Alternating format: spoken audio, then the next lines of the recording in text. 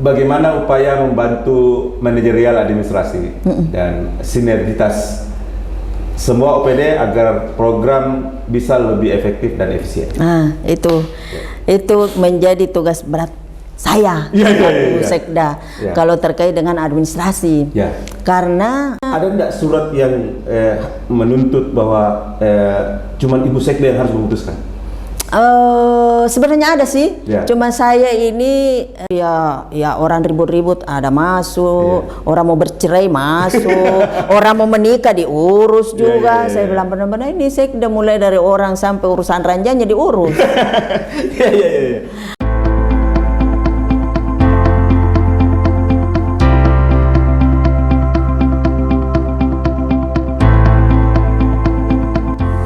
Kupas Tuntas.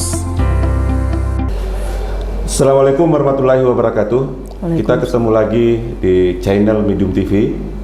Seperti biasanya kita akan hadir dengan program-program yang sudah terjadwalkan.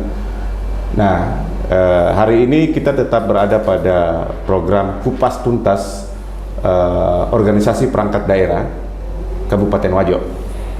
Nah, sudah ada beberapa OPD-OPD yang kita coba sharing, ngobrol santai, tapi tetap fokus pada tujuan program ini. Nah, program Kupas Tuntas ini adalah dalam mewujudkan keterbukaan informasi publik. Nah, kali ini saya akan ngobrol santai soal Kabupaten Wajo secara keseluruhan sebenarnya ini. Karena saya sekarang bersama dengan Panglima, Panglima ASN, pimpinan tertinggi aparatur sipil negara di Kabupaten Wajo. Beliau adalah Insinyur Armayani, MSI, Ibu Sekretaris Daerah Kabupaten Wajo. Nah, beliau sudah ada di studio Medium TV. Assalamualaikum warahmatullahi wabarakatuh, Ibu Sekda. Waalaikumsalam warahmatullahi wabarakatuh. Alhamdulillah, Ibu Sekda. Alhamdulillah. Dengan segala kesibukan, akhirnya kita bisa meluangkan waktu ke studio Medium TV. Bagaimana kabar, Bu Sekda? Alhamdulillah sehat. Itu yang penting, Bu Sekda. Iya. Kalau kita sudah sehat, artinya semuanya bisa jalan. Siap. Oke. Ibu Sekda, kita ini ada program Kupas Tuntas OPD dan kali ini kita ada di Kabupaten Wajo, di daerahnya Ibu Sekda. Nah, ini salah satu perwujudan dan komitmen pemerintahan pemerintahan Kabupaten Wajo yang dikenal dengan pemerintahan Pamase. Pemerintahan Pamase.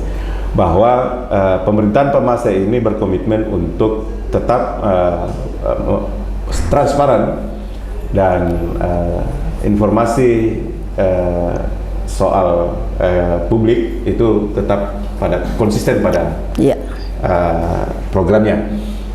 Nah, mungkin sebelum kita memulai secara detail, Ibu Sekda bisa mungkin memaparkan atau memberikan informasi sedikit dan singkat dan padat kepada masyarakat Kabupaten Wajo dan masyarakat Sulawesi Selatan dan Indonesia pada umumnya, apa sebenarnya program-program pemerintahan Pamase secara keseluruhan dan apa targetnya, gitu.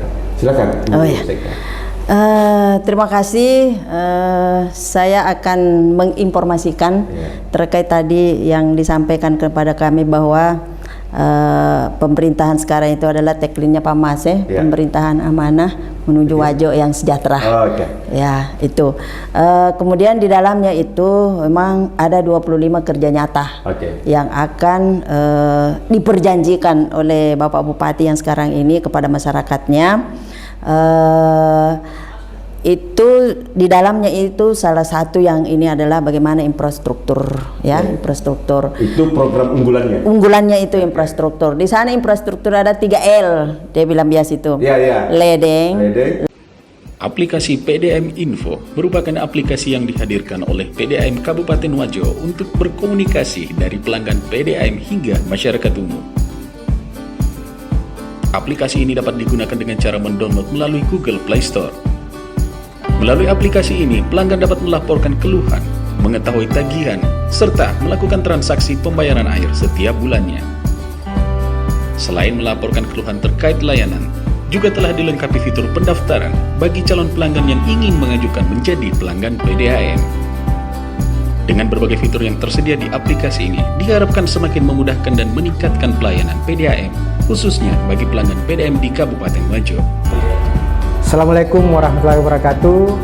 Tabe, masyarakat Kabupaten Wajo, khususnya pelanggan PDAM, jika ingin membayar tagihan tak atau ada aduan mengenai air bersih PDAM, silahkan download aplikasi PDAM Info untuk memudahkan pembayaran tagihan serta aduan pelanggan. Terima kasih. Assalamualaikum warahmatullahi wabarakatuh.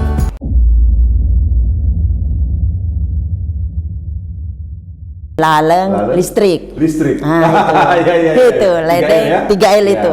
3L itu Bapak Bupati dimanapun dia berada selalu, karena memang masyarakat sekarang ini itu yang paling dibutuhkan ya, itu yang masyarakat Wajo memang masyarakat Wajo apapun yang dibuat. Kalau kita itu musremban dan lain sebagainya, yang pertama itu, karena mohon maaf saya ini kan sudah lama juga sebelum Sekda, kami ya bolak-balik di Badan Pengelola Keuangan, Bapenda, jadi bolak-balik di situ. Tapi sebelumnya itu saya lama di Bapeda. Lama di Bapeda? Lama, saya sejak pindah di sini dari kampung, dari Kabupaten Bone ke sini 93 itu saya ke sini. Ke Bapeda 94, dan nanti kami tinggalkan setelah mendapat tugas belajar ke Gajah Mada tahun 2000 saya ke sana. S2. Akhirnya kalau persoalan Wajo ini alhamdulillah saya boleh dikata agak paham lah kondisi Wajo, potensinya seperti apa, kemudian bagaimana perekonomiannya Wajo. Akhirnya apa yang Pak Bupati sekarang ini memasuki tahun keempat, ternyata memang harus bekerja keras. Kenapa harus demikian? Karena pada saat beliau dilantik 2019 itu kan beliau mulai di situ. Ternyata di situ itu menyelesaikan beban yang sebelumnya.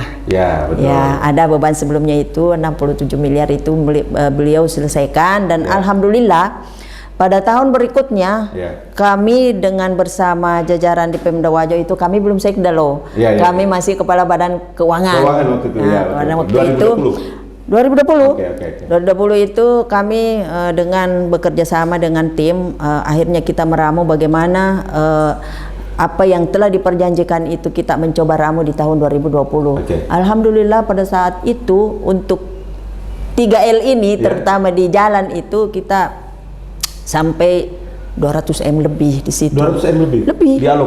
Dialokasikan untuk itu. Tetapi ya ini Tuhan yang Maha Tahu. Ternyata di 2020 itu datanglah COVID. Betul. Datang tsunami COVID-19. Datanglah COVID-19 itu. Betul. Akhirnya apa? Di bulan Maret itu kita belum tender segala macam, masih step-step yang kita selesaikan. Perintah memotong langsung ada perintah bahwa ini pandemi COVID, semua pusat sampai ke daerah ini harus harus bersinergi untuk menghadapi penanganan ini. Termasuklah Wajo waktu itu awal-awal itu karena harus refocusing, harus relokasi. Jadi saya bilang benar banget ini istilahnya refocusing oleh pemerintah pusat, refocusing yang bikin pusing. Oke, refocusing yang bikin pusing karena kita sudah lokasi anggaran untuk ini, tiba-tiba kita harus diajak berpikir untuk bagaimana mengurangi. Dan persoalannya lagi pusat langsung motong. Yang belum melakukan perikatan kontrak sudah memang tidak diserahkan, sudah tidak di drop anggarannya. Yang belum kontrak pun tapi belum dilaksanakan, termasuk juga yang dipotong, kena refocusing. Akhirnya semua OPD waktu itu kami juga di situ bagaimanalah bekerja bersama untuk karena mau tidak mau harus. Betul ini musibah. Harus musibah ini waktu itu kita hitung-hitung awal itu sampai 200 miliar. Ya. Akhirnya Terpres semua kemana ini? Akhirnya yang sudah dialokasikan matang itu untuk tahun kedua 2020 itu harus ini jalan, akhirnya terpotong. Ya, apa boleh buat? Ada berapa persen cuman yang bisa direalisasikan? Itu kan awalnya dulu 200 sekian. Nanti pada saat berjalan, itu muncul di perubahan sudah adalah sedikit ada namanya tambahan ke istilahnya itu DAK dialokasikan kembali tapi tidak seberapa. Kami masih kekurangan 160 M waktu itu. Termasuk yang besar GOR Andi Ninong 15 miliar itu sampai hari ini tidak kembali-kembali. Iya, sampai hari ini yang dulu itu yang tidak diganggu hanya di bidang pendidikan dan kesehatan. Tetapi semua di bidang lain, jalan, infrastruktur semua dipotong. Kondisi ini berlangsung sampai 2021, sampai 2022, sampai hari ini. Saya menganggapnya bahwa ini akan berlanjut sampai 2023 malah, Bu. Kayaknya sampai 2024. Karena ada undang-undangnya bahwa hak budgeting DPRD soal COVID dan COVID itu kan dicabut. Iya kan? Jadi Ibu Sekda kan tidak perlu lagi menunggu persetujuan teman-teman DPRD kalau itu soal COVID. Kalau soal lain pasti tetap dibahas, minta persetujuan kan. Nah, itu kan undang-undangnya sampai 2023. Jadi menurut saya skenario-nya sampai di situ. Mudah-mudahan lah tidak ada yang kejadian. Alhamdulillah bahwa di 2022 ini sudah mulai longgar. Sudah mulai sedikit. COVID sudah mulai melandai. Sudah bisa berkegiatan. Berkegiatan apa segala macam, dan alhamdulillah hari ini kita juga ngobrol seperti ini tidak perlu pakai masker. Gitu. Bu Sekda. Terus apa target utama dalam pemerintahan ini, apalagi pemerintahan Pak Masih sudah di tahun keempat ini? Mungkin bisa berbagi sebelum kita masuk ke kita ini. Sebenarnya targetnya itu bagaimana menuntaskan apa yang telah diperjanjikan, walaupun dalam kondisi sulit. Jadi Pak Bupati beserta seluruh jajarannya itu tetap melakukan atensi walaupun anggaran sangat kurang, tetapi kami tetap semua berkolaborasi untuk mencapai target itu. Dan memang kemarin ini pada saat COVID kita ada mengadakan perubahan RPJMD. Kenapa? Karena di RPJMD itu adalah janji yang harus dicapai oleh Pak Bupati. Target-target itu kita setelah menyesuaikan, mudah-mudahan nanti pada tahun keempat ini yang jelas ini bagaimana pelayanan publik terlayani, transparan ke depan. Tadi ini ada pelantikan di Dukcapil, terutama ini bagaimana paten bisa jalan. Paten bisa. Itu kan paten itu merupakan salah satu juga program utamanya Pak Bupati, untuk melakukan pelayanan terdekat di kecamatan. Tidak usah jauh-jauh misalnya ke Capil, kalau bisa di kecamatan diselesaikan, ngapain ke kabupaten. Ini tadi Pak Bupati sempat juga sampaikan bahwa bagaimana masyarakat itu merasa bahwa mereka itu tidak perlu banyak bertanya, tetapi anda ini yang ada di OPD tertentu yang melakukan penyelenggaraan, Anda yang harus mendekat ke sana. Jangan masyarakat yang ke sini, tapi kita yang ke sana. Dan itu harus dicari harus dicari caranya, dan itu adalah inovasimu, kreativitasmu selaku diberi tanggung jawab PD. Betul. Saya saja sekarang ini kan kalau tugas sekda itu kan luar biasa.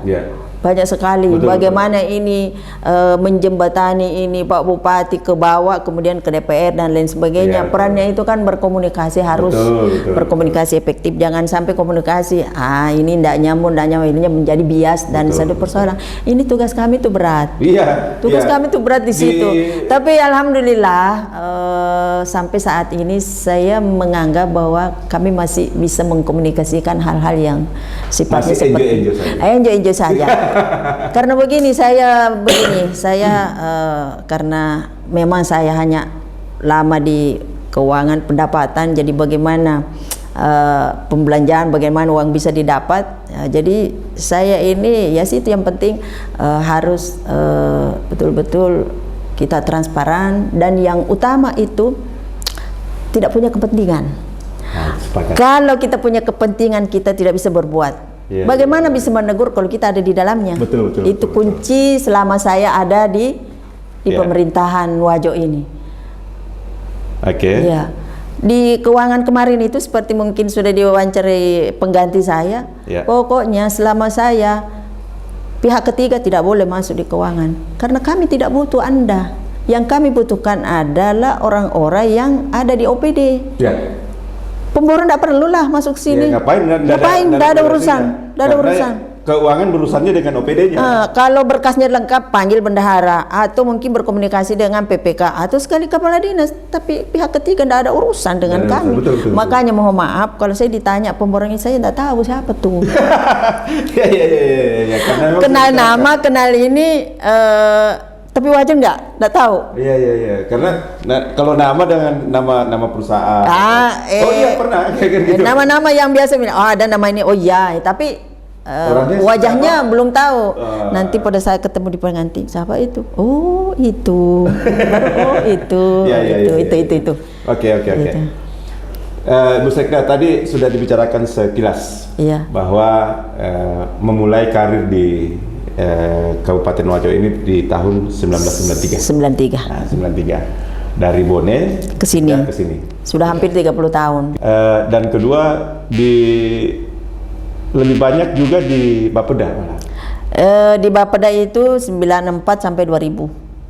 Berarti 6 tahun. 6 tahun. 6 tahun ya. 6 tahun. 2000. 2000. Setelah itu di 2000 sekolah sampai 2001 Oke. karena tugas belajarnya 18 bulan Oke. dan saya selesai pas 18 bulan. 18 bulan itu. Iya, karena kalau cukup tidak saya lama harus dong. nambah. Iya.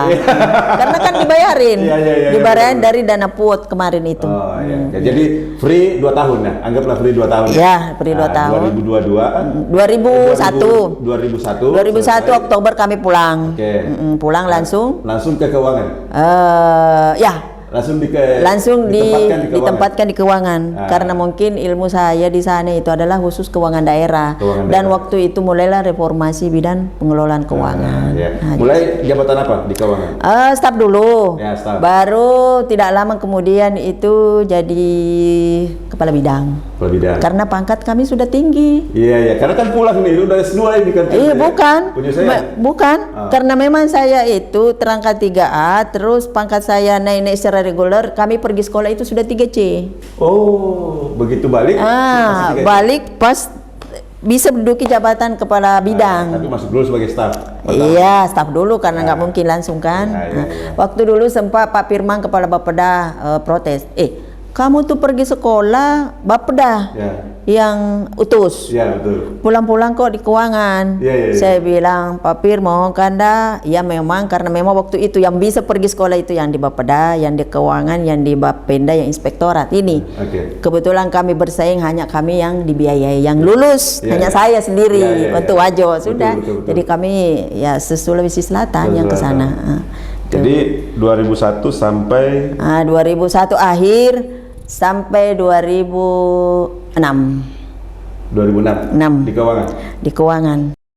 Oke. Ya, waktu itu saya 2007? tunggu dulu, masih ada ceritanya yang lucu. 2006 itu di Mei itu waktu itu Pak Bupati Pak Andi Asmidin, saya tidak tahu kenapa saya dinonjok 2006 3 bulan. sempat nonjok 3 bulan. Sempat nonjok 3 bulan. Iya. Ya, ini karena mungkin miskomunikasi aja. Dinamika lah itu. Dinamika lah begitu. Ya. Yang jelas waktu itu saya dikembalikan lagi ke Bapeda. Oh, dari waktu nonjok itu? Iya, karena di Bapeda itu waktu saya berangkat sudah kepala bidang ekonomi. Iya. Terus saya sekolah balik lagi jadi keuangan, KB anggaran. Terus dibalikkan di situ lagi 3 bulan ke situ. Nggak punya jabatan di Bapeda? Di Bapeda itu kan nonjob 3 bulan. nonjob. Balikan ke apa namanya ke Bapeda di bulan 8 itu jadi kepala bidang lagi ekonomi. Jadi saya 2 kali kepala bidang ekonomi Di Bapeda? di Bapeda. Berapa bulan? Itu sampai periodenya 2009 kah itu kemarin. Oh, 2009. Ya, 2009 itu Pak Bupati almarhum terpilih.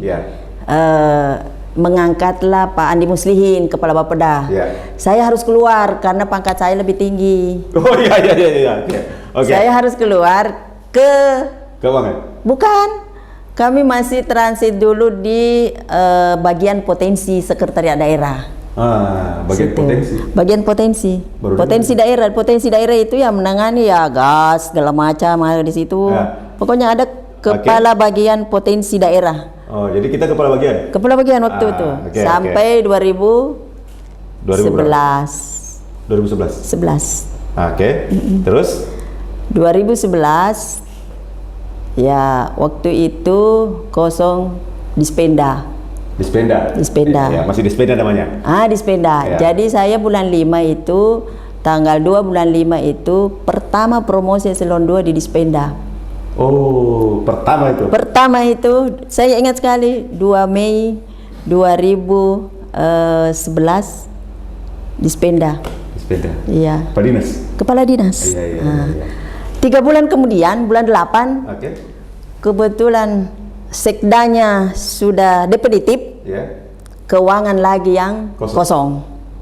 Iya. 3 bulan kemudian ini. 3 bulan kemudian Oke. saya ditarik lagi pubur ke Kepala Badan Pengelola Keuangan. Kepala Badan Keuangan. Iya, jadi Dispendanya sekretaris waktu itu Pak Andi Odang. Oke. Tuh. Jadi saya itu kalau dalam ini ya, dua kali menempati tempat. Iya. Itu kan? Ya. 2000 berapa ya? 2016. Oke. Tanggal 2 Januari pubur waktu itu keuangan sudah berjalan dengan bagus, aturan sudah semua dan sudah bagus. Kamu saya pindahkan lagi ke Dispenda lagi waktu itu. Oh, balik lagi ke Dispenda? Balik lagi. Iya. Karena banyak persoalan. Limpahan pajak dari KPP pertama yang dulu pajak pusat menjadi pajak daerah. Dispenda ini kan lebih banyak PAD di situ. PAD lagi pajak di situ. Kami di situ 2 Januari 2016 jadi kepala Dispenda. Nah, kepala Dispenda. Berjalan beberapa tahun organisasi itu berapa bulan ke itu 1 tahun ke berubah menjadi nama Bapeda. Bapeda lagi. Ya. Saya di situ pajak total dulu di situ saya datang di 2016 itu hanya 23 miliar. Pajak daerah seluruhnya, mau PBB, mau pajak hotel, restoran semua jadi 23 miliar. Saya 1 tahun itu sudah bisa mendongkrak sampai 29 M. Dari 23 ke 29. Jadi ada tahun kenaikan 7 miliar. Iya, tahun berikutnya itu naik lagi sampai saya tinggalkan. Ya. Ya, karena waktu 2019 itu kan ada perampingan organisasi. 2019. Okay. Saya pelaksana lagi di situ, saya ke keuangan lagi. Jadi 2 kali Bapenda Dispenda, 2 kali keuangan kan? 3 kali berarti. Pertamanya jadi staf. Maksud saya ini. Iya. Kepala dinas, kepala badan 2 kali. Itu. Saya sampai gabung. Ya. Gabung Bapenda dengan keuangan jadi satu. Di awal pemerintahan ini. Iya. Pak Mas ya? Iya, itu. Saya yang kepala di situ. Kepala Badan Pengelola Keuangan dan Pendapatan Daerah. Saya pindahlah kami di gabungan dinas. Semua itu kami ambil dan kantornya lihat sekarang seperti bajunya ini. Cantik kan di sana kantor. Iya, betul. Saya masuk di situ. Saya berjanji tidak akan meninggalkan kantor ini sebelum cantik. Dan boleh kita lihat kantor yang sekarang. Dulu kumuh. Kapan bro kita ke sana? Dulu kumuh semua. Sekarang aduh sudah alhamdulillah sudah catnya begini dengan kombinasi ini. Iya. Berarti kombinasinya kayak ini. Kayak ini. Saya kombinasinya itu. Iya, itu. Dan itu pajak sampai saya jadi sekda itu saya tinggalkan itu sudah 40 M. 40 M. Subhanallah. Tuh. Jadi sekda kapan? Sekda itu 1 November 2021. 1 November 2021. Langsung definitif? Ya, definitif di situ. Dan saya masih pelaksana tugas di keuangan. Iya. Berat juga memang. Saya masih pelaksana tugas itu nanti sampai 28 Februari 2022. Baru 3 bulan pelaksana tugas. Baru terangkat ini tadi Pak Aji. Iya. Yang sekarang kepala badan ini. Dulu sekretaris. Dia bilang, saya ini diuntungkan oleh pendahulu menurut beliau. Ibarat mobil, saya dikasih kunci, saya tidak perlu lagi memeriksa bannya, remnya, bensinnya, saya langsung tancap gas saja karena memang sudah bagus. Wah, ternyata pengalamannya banyak didapat dari Ibu. Iya, karena memang ini sejak saya di keuangan sampai 10 tahun lebih itu, ini tidak pernah tinggalkan keuangan. Saya jadi yang selalu keluar masuk, saya keluar masuk, ini selalu di situ. Di situ terus? Iya. Sampai terakhir sekretaris ya? Iya, terakhir sekretaris. Jadi saya juga yang promosi jadi kepala bidang dulu, kemudian 2 kali kepala bidang, kemudian sampai sekretaris, ya sampai hari ini. Karena saya bilang, kalau ada yang bisa di dalam situ, ngapain ngambil orang lain? Betul. Yang sudah paham kondisi, yang sudah paham ilmunya, susah-susah lagi ini. Memang pekerjaan itu harus diberikan kepada ahlinya, Bu. Ya, itu. Karena kayak Pak penerusnya Ibu ini, Pak Haji, sekarang yang Kaban ya. Iya. Memang dari awal di situ terus. Iya, di situ. Paham. Jadi, dinamikanya. mulai non sistem sampai ke sistem itu sudah paham dia. Iya. Cuma memang ada sedikit ini agak biasa kalau agak ragu-ragu, kataku saya bilang, tidak bisa begitu. Saya kan sudah didik Anda seperti ini. Iya. Jangan ada keraguan. Jangan ada keraguan. Kenapa ini kok semua mau telepon saya? Saya ini sekda. Sudah bukan lagi kepala keuangan. Salahkan saya main-main begitu. Oh tidak, Bu. Tapi kalau Ibu sudah bilang ini ya udah. Oke. Itu. Bu Sekda, ada pertanyaan seperti ini. Iya. Bagaimana upaya membantu manajerial administrasi dan sinergitas semua OPD agar program bisa lebih efektif dan efisien?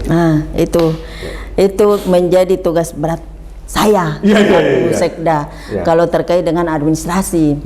Karena mulai daripada surat itu kan sebenarnya kan sudah ada SOP dibuat, sudah ada SOP masing-masing OPD itu di keuangan itu bagaimana. Tetapi yang namanya surat-surat umum itu tentu kan semua harus masuk ke sekretaris dulu.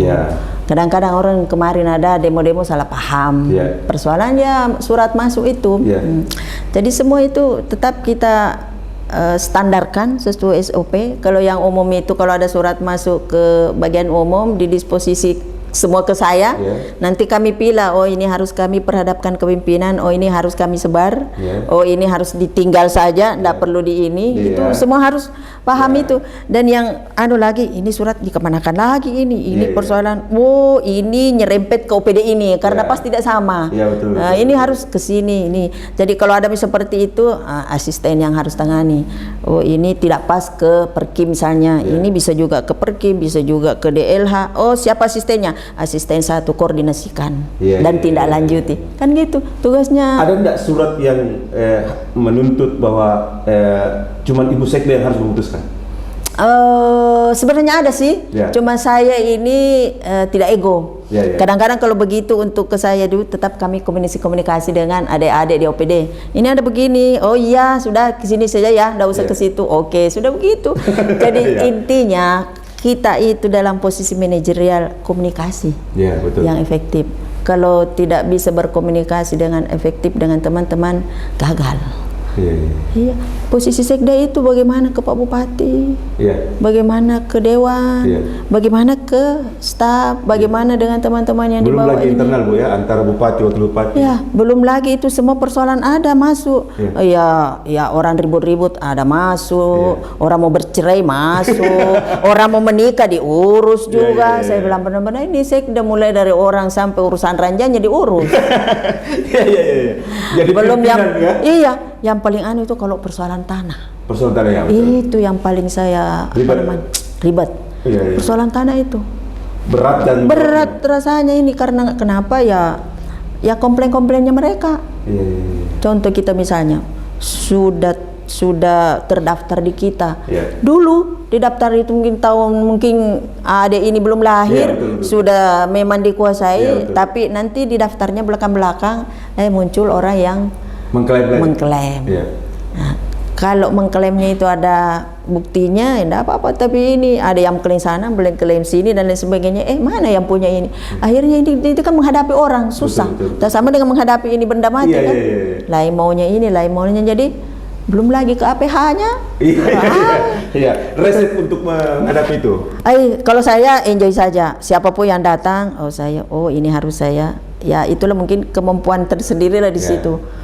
Karena begini, saya kalau berkomunikasi itu kalau muda ini saya bilang, nak, begini dulu nak, dek, ya kak atau adik apa segala. Jadi lebih banyak ke nak karena saya anggap saya sudah tua. Jadi di keuangan itu semua Pak Haji atau siapa sih itu kesini nak dulu bagaimana kalau ini, jadi merasa bahwa yang saya sampaikan itu merasa memiliki betul.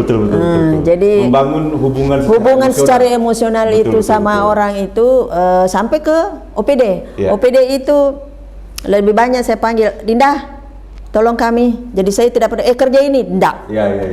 PU tolong deh, ada ini masuk ini dari masyarakat, ini begini, bagaimana ini dek, mesti ada ke di situ gali lubang tutup lubangmu, bisa kepada oh iya kak sebentar nanti, ya kan begitu toh.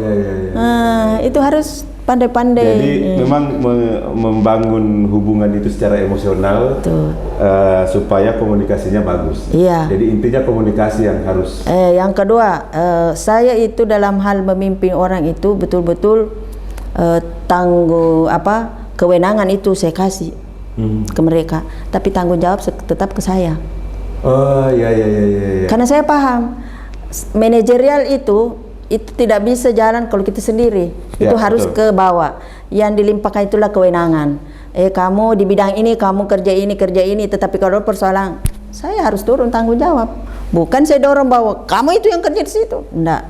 Tetap kita ini pimpinan, tanggung jawab harus sama kita. Kalau kewenangan silakan dilimpahkan ini. Kan memang begitu. Ya betul. Yang persoalan ini kalau ada teman-teman ini, ya namanya sekarang ini kan sudah keterbukaan, takut mengambil resiko dan lain sebagainya. Saya bilang semua pekerjaan ada resikonya, tetapi harus dihadapi, bukan dihindari. Iya. Semangat. Bukan dihindari. Kalau ada kepala dinas, saya begitu pernah satu kali rapat. Kalau ada kepala dinas tidak mau ambil risiko tanggung jawab, berhenti jadi kepala dinas. Banyak yang antri kok. Iya. Sampai saya bilang sama Pak Bupati, mohon maaf, Pak Bupati, Pak Wakil tidak bisa bilang seperti ini yang saya bilang tadi, karena beliau adalah orang politik. Tapi saya kan panglimanya Anda. Iya betul. Yang harus membina, memberikan respon ke Anda. Jadi yang saya bilang ini perhatikan. Kalau memang tidak mengambil risiko, kenapa sih mau jadi kepala dinas, kepala badan? Iya. Iya kan? Betul. Itu kan harus seperti itu. Kalau ada sedikit, ya kami tegur. Ada kesalahan, kami proses. Iya kan begitu. Ini yang susah karena apa? Begitu. Apalagi pimpinan kami ini, mohon maaf, lembut banget. Susah mengeluarkan kata-kata yang agak keras begitu kepada orang. Kedua-duanya atau Pak Bupati. Kalau Pak Wabub sedikit tegas dia, tegas karena mungkin dia mimpin perusahaan sedikit tegas. Tapi keturunan tentara lagi. Iya, itu. Jadi tapi ya bisa kan beliau punya batasan-batasan tertentu ya. Tapi Pak Bupati lembut banget. Pun saya bilang kalau begitu harus marah Maki. Dia bilang, kasih celi-celi bawang. Saya bilang, kalau begitu saya harus ambil perannya. Beliau ini, tetapi dalam koridor sebagai pegawai negeri kan gitu. Tetap pada koridor aturan gitu, regulasi. Seperti tadi saya tegur begitu di rapat, beliau ketawa sekali. Saya bilang, kalau tidak mau beresiko, berhenti. Iya kan? Kan ini ada yang diperjanjikan Pak Bupati. Betul. Melalui kita. Nah, misalnya jalan PU, tanggung jawab loh. Betul. Listrik, perkim, kan begitu. Kalau tidak bisa, berpikir mungkin. Banyak yang antri kok. Banyak yang antri betul. Kok. Saya bilang begitu. Itulah. Ibu Sekda. Ini kan sudah tahun keempat. Iya. Saya melihat sampai hari ini pemerintahan Pak Mase di Wajo ini ada macam saja. Iya. Saya yakin bahwa ini ada andil dari Ibu Sekda selain Pak Bupati dan Wakil Bupati. Saya cuma mau bertanya dan kedua bisa berbagi pengalaman dan kepada kabupaten lain atau informasi ke masyarakat Kabupaten Wajo. Bagaimana resepnya? Sampai hari ini pemerintahan Kabupaten Wajo kelihatan akur, ya kan? Kompak, terus kelihatan teduh begitu. Antara eksekutif, legislatif, dan yudikatif. Resepnya bagaimana? Nah itu tadi, satu, Ya. komunikasi efektif. Iya. Komunikasi efektif. Komunikasi efektif. Karena Kami ini kan ada di dalamnya, Iya. ya berada di leher. betul. Tengah toh? Komunikasi ke atas, ke samping, ke bawah, ya toh. Yang kedua juga sekda itu apa namanya? Bukan apa ya? Memang harus paham kondisi keuangan, Oke. ekonomi, Ya. harus paham di situ. Iya. Kebetulan kami ini karena latarnya besar di perencanaan Bapeda dulu, kemudian punya ilmu sedikit lah khusus di keuangan daerah, ya di Kecamatan kemarin.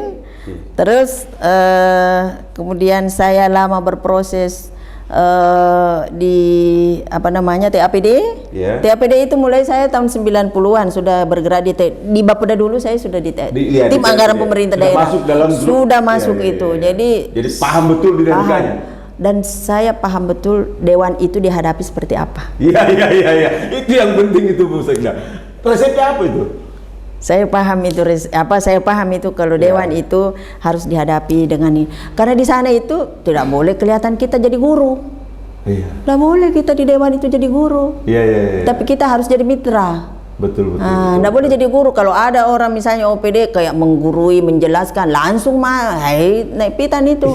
Tapi kalau saya, kalau itu regulasinya ini. Ya. Nah, kalau ini regulasinya seperti ini, sehingga yang harus kita tempuh adalah seperti ini. Jadi alhamdulillah sampai hari ini di dewan itu kalau saya sudah ngomong. Ya. Selesai persoalan. Bukan sekarang ini, tapi dari kemarin-kemarin itu, dari dulu-dulu itu, awal-awal dulu selalu ya jadi kepala keuangan, jadi Bapenda dan lain sebagainya. Peran saya di situ. Dan ya sudah ada yang meninggal Pak dalam peran Rengi dan masih ada Punga Jidai Bastri yang masih dulu orang belum dipilih-pilih hanya karena diutus dari ASN, dari tentara dulu ada kan begitu. Saya masih di situ. Jadi seperti itu. Dan kalau ada begitu, ada yang saya anggap bahwa ini akan sesuatu yang krusial.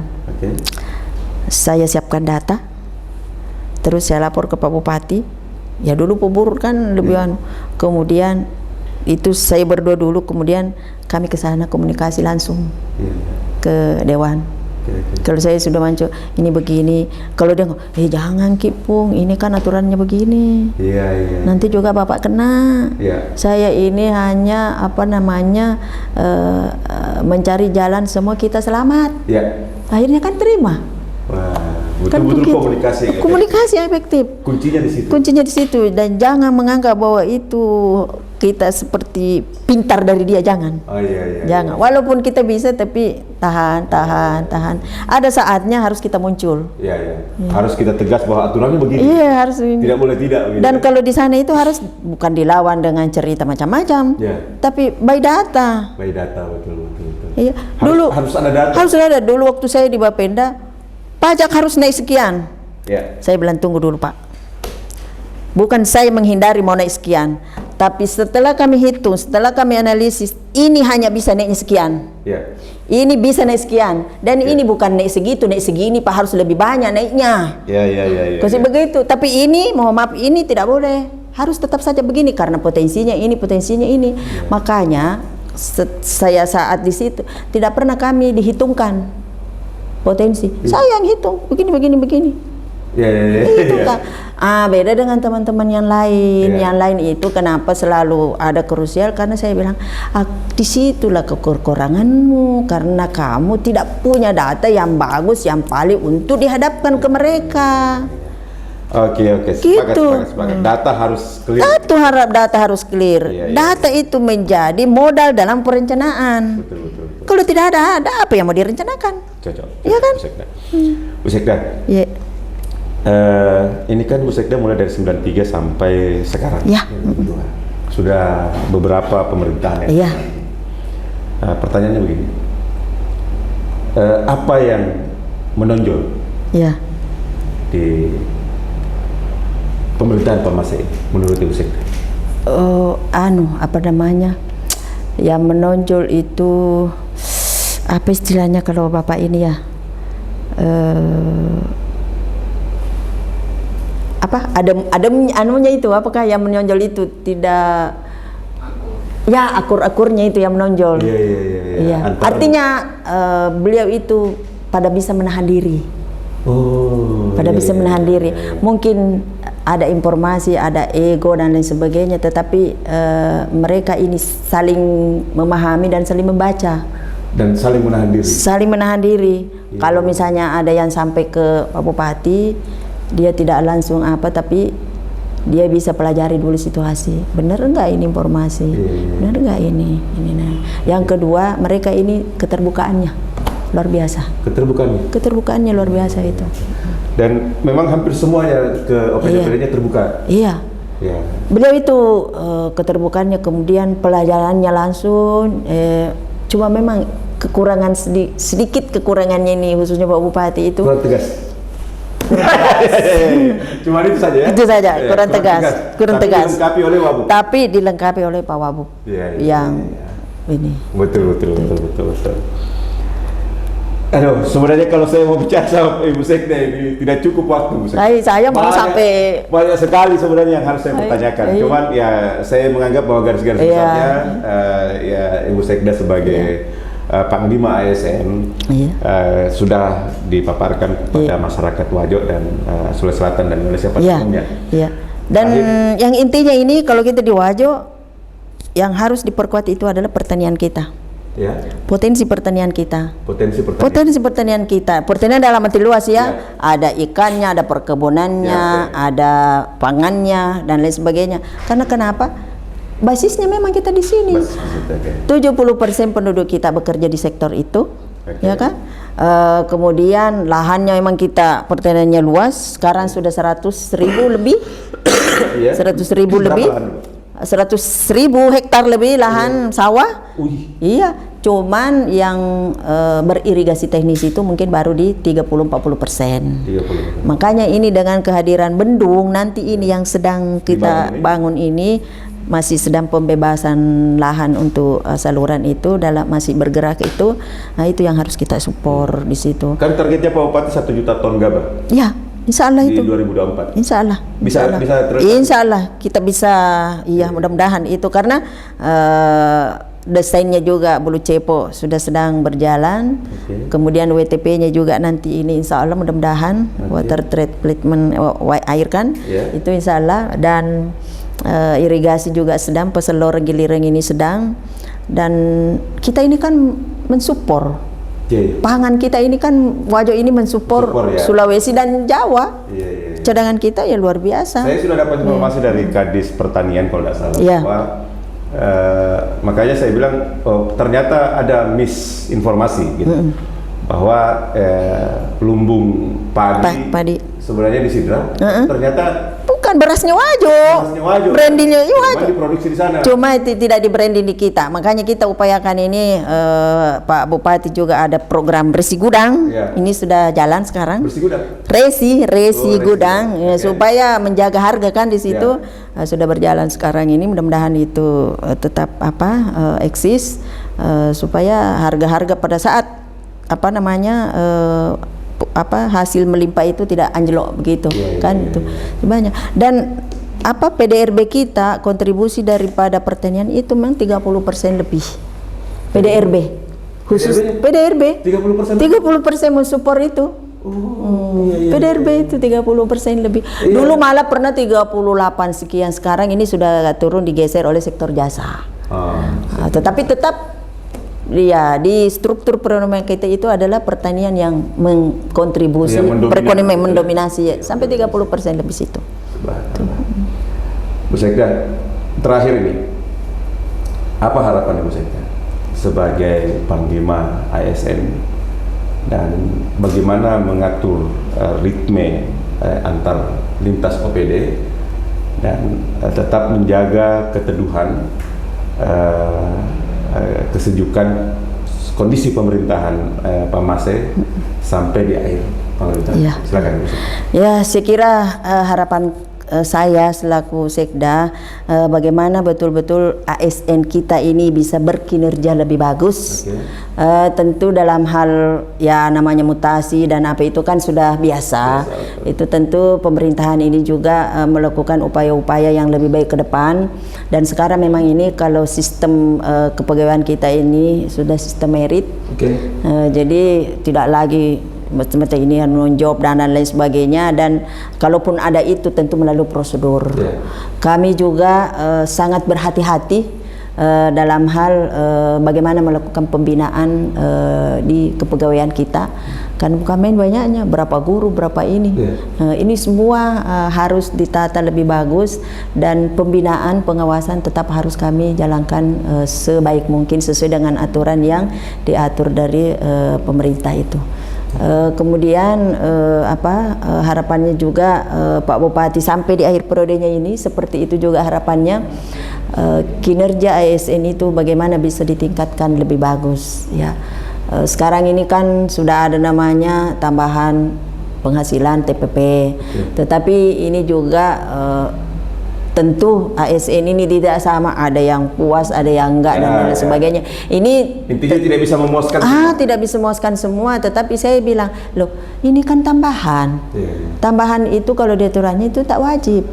Kalau uangnya ada, oke. Kalau tidak ada masalah. Bukan wajib ini. Bukan wajib. Bonus gini. Itu pun dapat kalau Anda bekerja lebih dari 112 jam sekian dalam itu. Ada penilaian sendiri. Tapi pemerintahan ini tidak sekejam itu.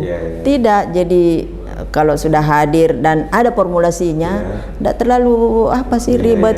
Kalau dulu itu kan ceklok tiap 2 kali. Ini banyak toleransi lah ya. Banyak toleransi yang dibuat oleh pemerintahan. Teman-teman ASN bersyukur. Nah, makanya saya bilang ASN ini apalagi yang kamu harapkan?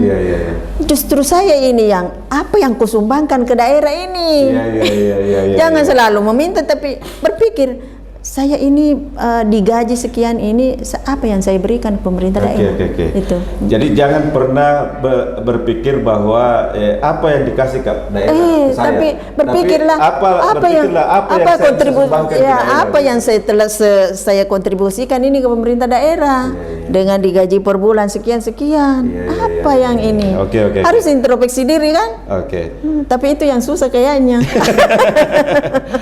Ibu Sekda, saya sangat berterima kasih sekali kami di Medium TV dengan waktu yang begitu padat sekali, tapi Ibu Sekda masih sempat meluangkan waktu untuk berbagi informasi kepada masyarakat Wajo dan masyarakat Sulsel dan Indonesia pada khususnya.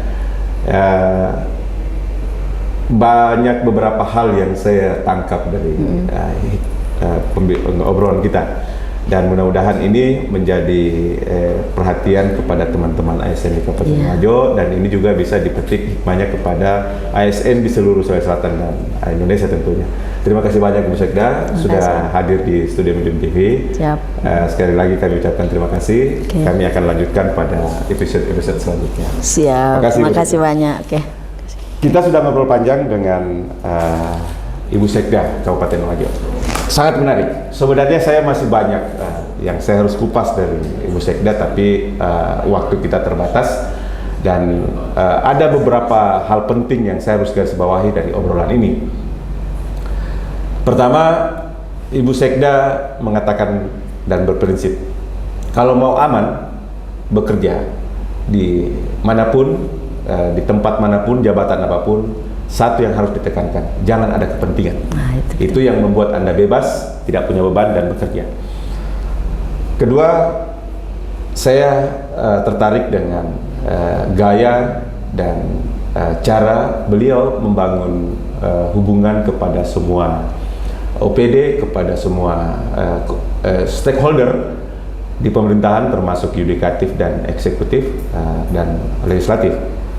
Beliau ternyata membangun hubungan itu dengan emosional.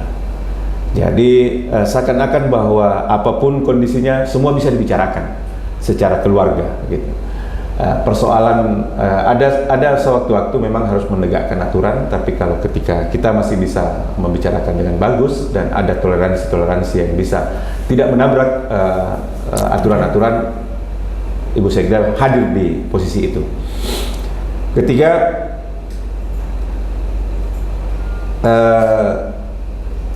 komunikasi. Oke. Jadi yang diandalkan beliau adalah komunikasi. Komunikasi itu memberikan kewenangan ke OPD-nya masing-masing. Tapi tanggung jawabnya beliau tetap bertanggung jawab sebagai Panglima ASN. Nah, inilah resep beliau sehingga OPD-OPD betul-betul termotivasi untuk berinovasi, bekerja, dan bisa memperlihatkan kinerja yang bagus karena beliau memberikan kewenangannya sepenuhnya kepada OPD-OPD teknisnya, tapi secara keseluruhan tanggung jawabnya tetap kepada beliau sebagai Panglima ASN. Terus banyak sekali yang saya dapatkan pengalaman dari sini. Ada yang menarik, pernyataan beliau, semua pekerjaan pasti ada risiko. Dan risiko itu untuk dihadapi, bukan ditinggalkan. Jadi kalau memang tidak bisa menanggung risiko, ya lebih bagus minggir saja, gitu. Karena memang pekerjaan-pekerjaan, semua pekerjaan apapun itu pasti ada konsekuensinya dan ada risikonya. Nah, dan risiko dan konsekuensi itu bukan untuk dihindari, bukan untuk dihindari, tapi dihadapi. Gitu, dihadapi. Sangat luar biasa, amazing menurut saya.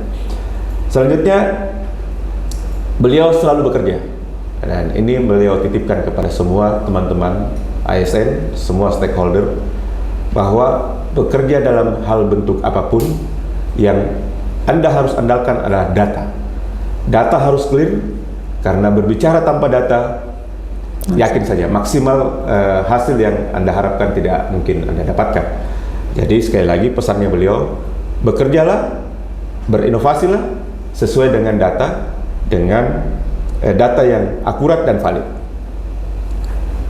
Terakhir, beliau selalu kenapa sampai hari ini pemerintahan Pak Mase aman-aman saja, karena resep beliau cuma satu, komunikasi yang efektif di semua stakeholder. Sangat luar biasa. Saya mau bilang bahwa Pak Bupati dan Wakil Bupati tidak salah memilih beliau sebagai sekda, karena beliau tahu dapur infrastruktur dan beliau tahu dapur keuangan, karena beliau pernah menggeluti semua bidang ini, dan saya menganggap bahwa kedua bidang ini Bapeda dan keuangan ini adalah dapur yang berbeda tapi saling berkaitan dan saling membutuhkan, saling melengkapi. Kalau ini tidak harmonis, yakin saja bahwa semua rencana dan rancangan apapun yang mau dilaksanakan di kabupaten tidak akan maksimal ketika penguasaan antara Bapeda sebagai perencanaan dan keuangan sebagai pengelolaan keuangan akur, ketemu bagus, pasti hasil maksimal. Terima kasih. Kita akan ketemu lagi di narasumber yang berbeda, topik yang berbeda, dengan waktu yang berbeda. Assalamualaikum warahmatullahi wabarakatuh.